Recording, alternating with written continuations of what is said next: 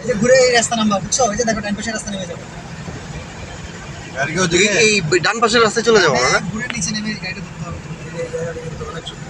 আসলে খুব সুন্দর, খুবই সুন্দর। এদিক দিয়ে হ্যাঁ হ্যাঁ, ঘুরে গেলাম। বাংলাদেশে এরকম একটা স্থান আছে। এটা মনে হয় মসজিদ না?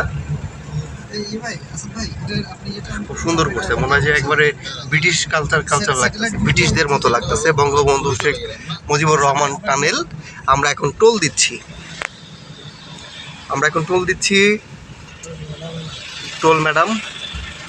ও আপু নাকি? ম্যাডাম এই আপু কি শেখ হাসিনা থেকে টাকা নিয়েছিল? শুনি না। না, আপু শেখ হাসিনার কাছ থেকে টাকা নেয় নাই, অন্য কেউ নিছে। এটা আপনার অন্যায় হয়েছে, জিজ্ঞাসা করুন। না না, এটা করা ঠিক আছে, আমরা জানবো না যে কে নিছে। এই জায়গা এই যে নামের উপরে ক্লিক করলে আরেকটা ভিউ চলে আসলে ভিতরে, অ্যাকাউন্টের ভিতরে ঢুকে যায় জিনিসটা। আমরা কি ডাইলে যেতে হবে? হ্যাঁ হ্যাঁ, ডান দিকে। আসলে মানে খুবই সুন্দর, মানে কি বলে, মানে সত্যিকারে মানে বাংলাদেশটাকে, হ্যাঁ মানে সিঙ্গাপুরের মতো একটা ভিউ পাচ্ছে। মানে ঢাকা মাওয়া হাইওয়ে পার করে আপনার ওই যে ভাঙায় গেলে যেরকম একটা ভিউ লাগে, ভাঙা মনে হয় যে একটা বিদেশের একটা কালচার, বিদেশে মানে সিঙ্গাপুর মালয়েশিয়ার মতো একটা ছোঁয়া আসে। আসলে যাই নাই তো, গেলে বুঝতে পারতাম। আচ্ছা, সমস্যা নেই, আপনার আমি আছি।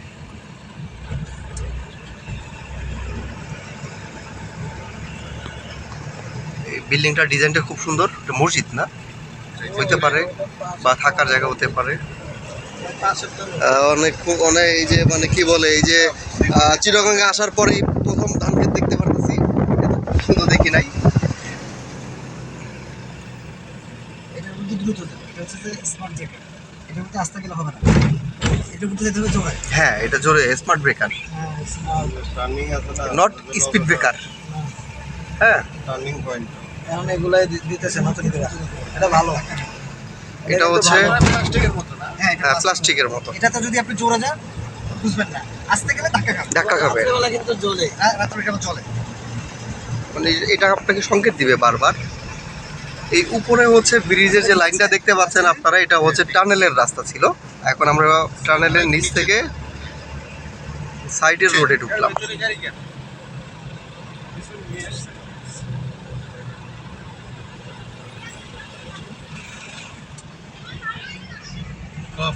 বামে